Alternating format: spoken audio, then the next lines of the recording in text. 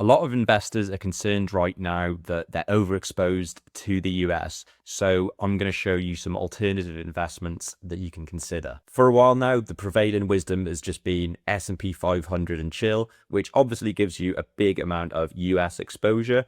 However, the problem people are finding is that this index has become extremely top heavy and is dominated by just a handful of companies. So what can you do about this? Well, one of the options that is worth considering is using a global fund.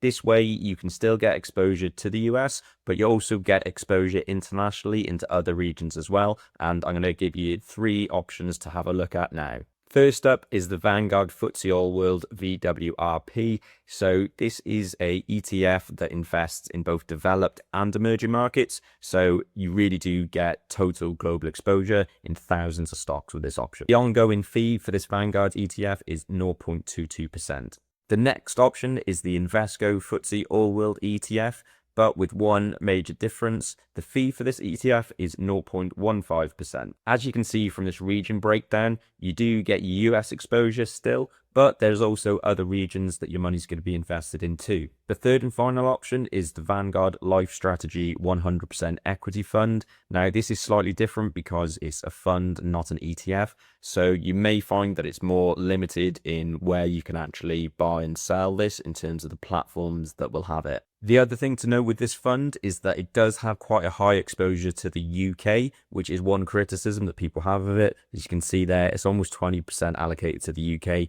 even though the UK only makes up about 4% of the global stock market.